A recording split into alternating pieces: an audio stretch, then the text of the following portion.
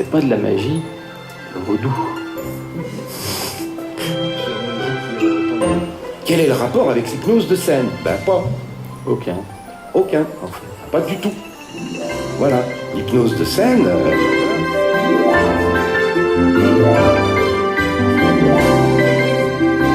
Donc l'idée, c'est d'allier l'hypnose thérapeutique et la PNL avec de la magie.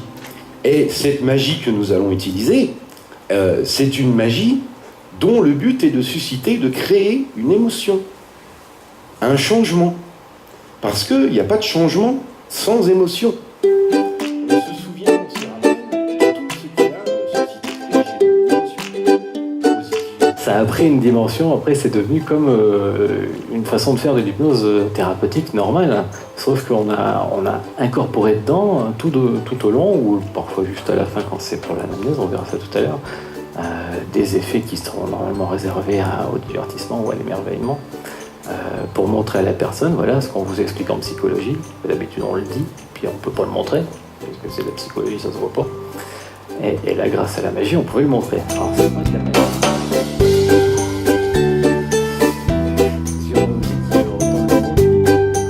Si maintenant on peut leur dire, vous voyez ce que ça va faire, et oh, votre papier, ben voilà, c'est ce que je disais, il a changé. En fait, de pouvoir leur montrer réellement ce dont on parle, la personne, ça devient vrai pour elle, c'est pas juste peut-être j'ai rêvé, si ça se trouve, ça devient vrai.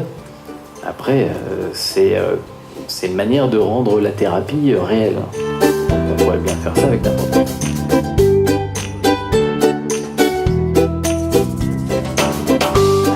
Il a fallu donc trouver des façons de faire pour que la magie, ça soit la personne qui la fasse. Alors que la personne, elle n'est pas magicienne, hein, donc elle a fait sa séance d'hypnose. Et nous, il a fallu trouver ce qui permettait de dire à la personne, vous êtes quelqu'un de formidable, regardez ce que vous avez fait votre recadrage hypnotique, votre transformation intérieure, c'est une technique en hypnose. Et la personne ouvre les yeux, regarde dans ses mains, et ce qu'elle a fait dans sa tête, c'est réalisé, c'est devenu vrai. Le changement s'est cristallisé. La métaphore est devenue vivante, en fait. Parce que c'est ça, on hypnose.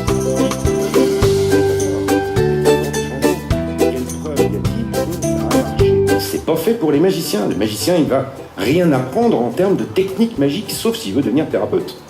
C'est pour ça que nous avons utilisé des techniques extrêmement simples. Pourquoi? Parce que vous devez pouvoir vous concentrer sur votre technique. Nous, on a laissé dans le livre que les choses qui se faisaient avec zéro manipulation. Il suffit d'avoir 3 techniques de base et vous allez décupler ce qu'on a présenté dans le livre. On a plein d'idées pour ça.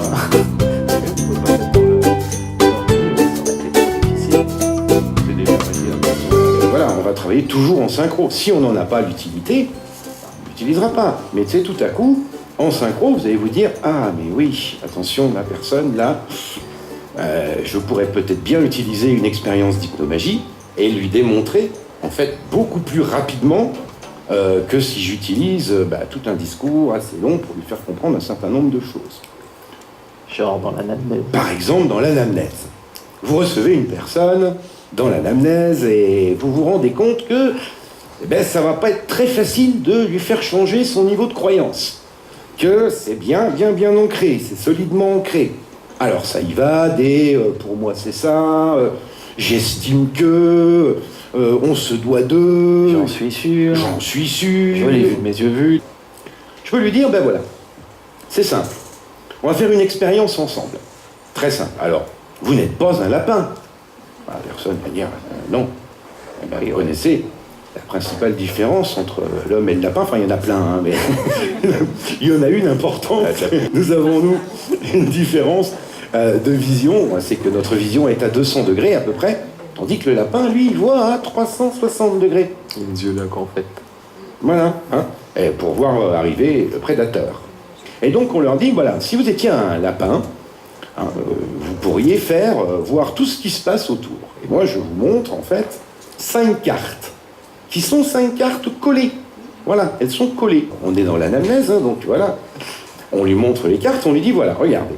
Ici, il y a 2 cartes rouges et une carte noire au milieu. La particularité, c'est que il y a 2 cartes à points, ici, voilà, et une carte à figure au milieu. Bah, là, c'est un roi de pique, hein, mais on peut changer parfaitement l'emplacement. Voilà.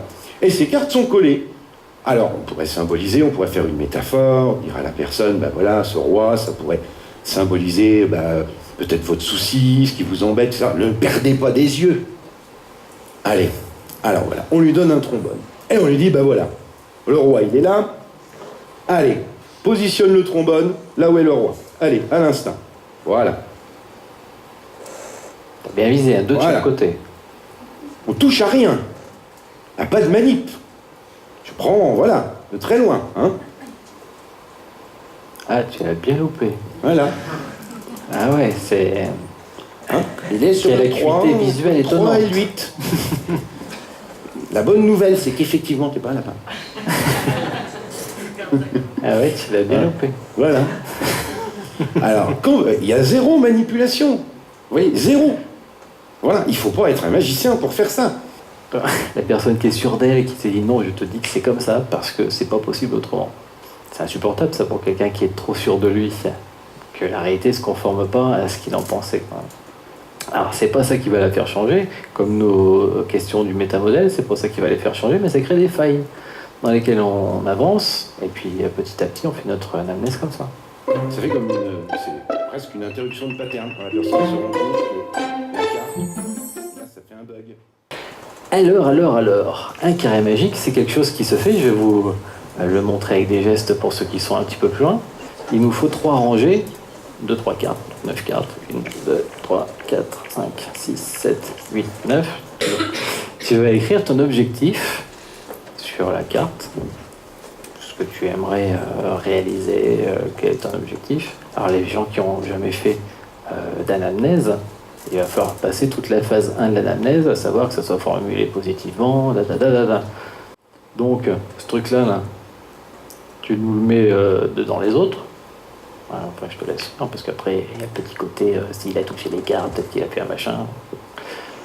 Ça, c'est ce que les gens pensent quand on fait un tour de magie ou un truc comme ça.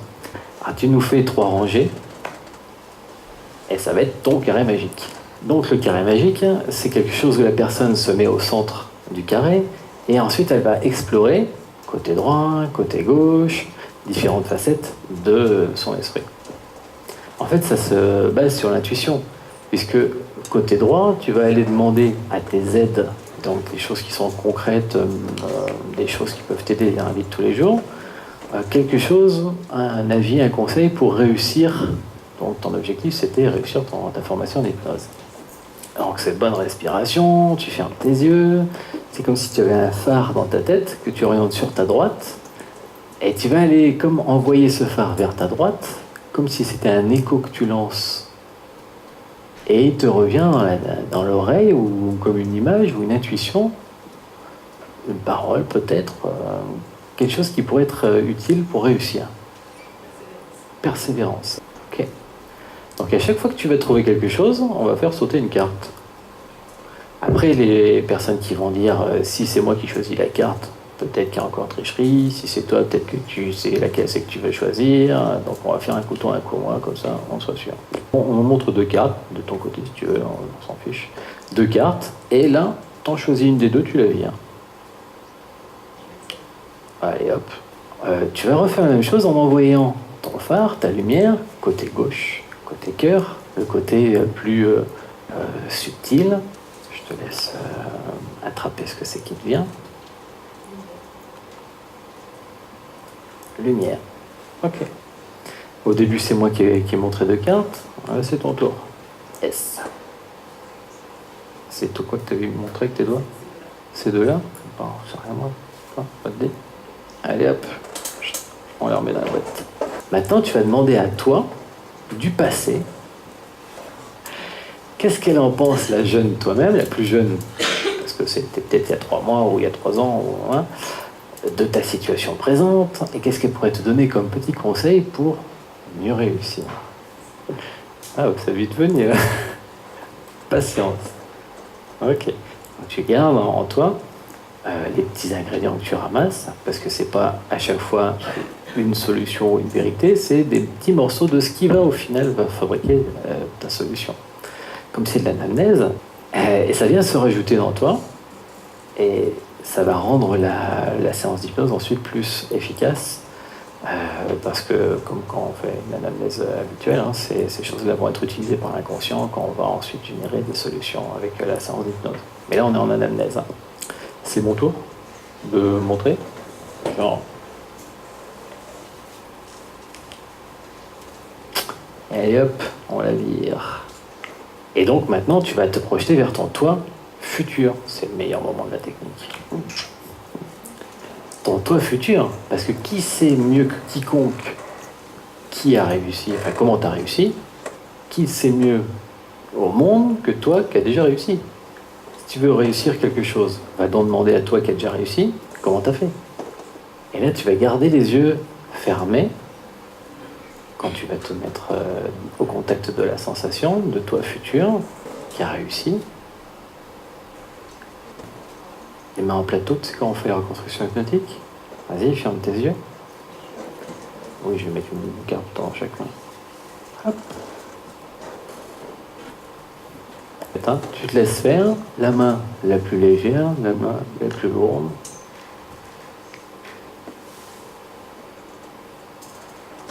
Laquelle serait la plus consistante? Laquelle serait la moins consistante? La plus légère, la plus lourde? Qu'est-ce que vous voyez, vous? On dirait la droite. Hein. C'est ce qu'on on voit de dehors. Hein. Tu le sens toi aussi? Ah ouais. Ouais. Donc on balance l'autre. Tac. Poubelle. On joue à la roulette russe un peu, tu vois. Parce qu'on le dit en formation, il faut que les rêves deviennent réalité. Est-ce que tu as su ramener ton rêve? Ben, on avait des cartes blanches, hein. Je sais pas si tu es au courant. Vas-y, vérifie quand même. Oh, trop forte! Comment t'as fait?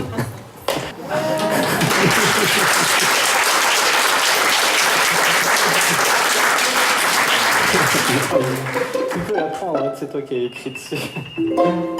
C'est marrant de faire l'anamnèse comme ça. Hein. Alors je vois un petit garçon qui a 11 ans, la maman m'appelle parce qu'il n'est pas très sage à l'école. La maman est un peu exigeante.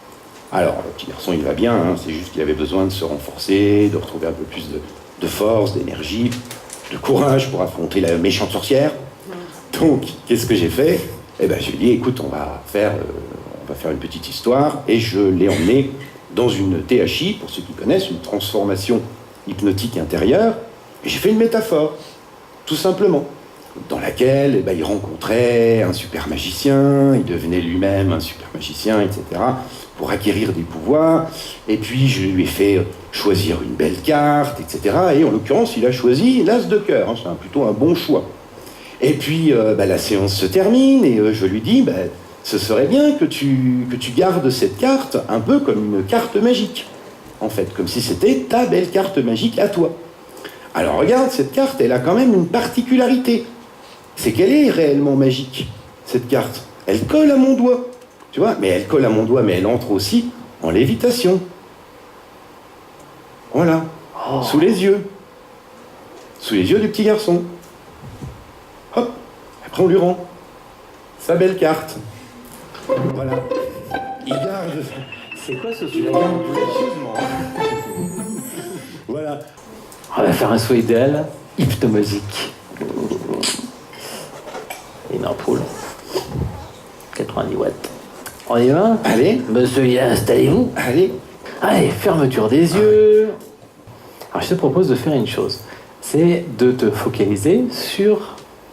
on appelle ça en anglais le corps gemme, le joyau intérieur, ou en français, dans les expressions, on appelle ça aussi la flamme sacrée, le feu intérieur. Tu sais. Sur ton feu intérieur, ta flamme sacrée. Les gens qui font de la psychologie humaniste, ils disent que ça vient de notre higher self.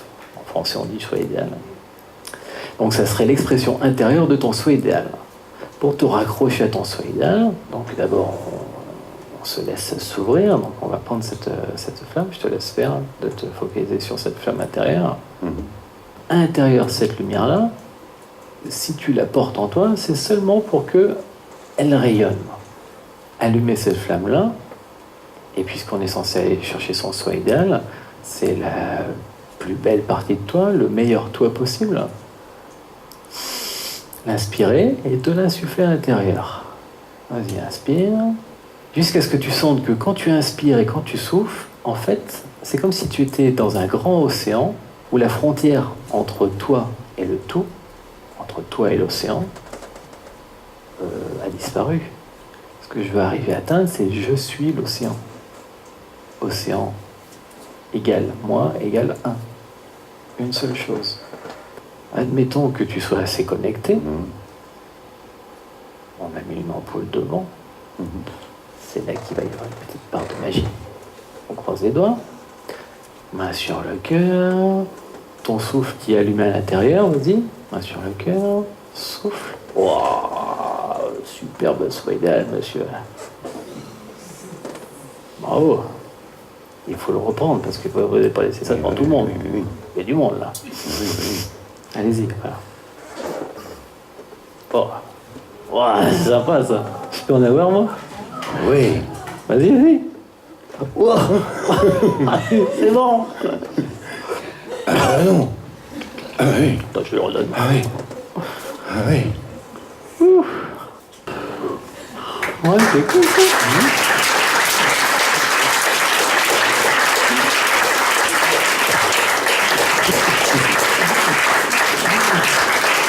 Merci à vous. Faut vous gagner maintenant.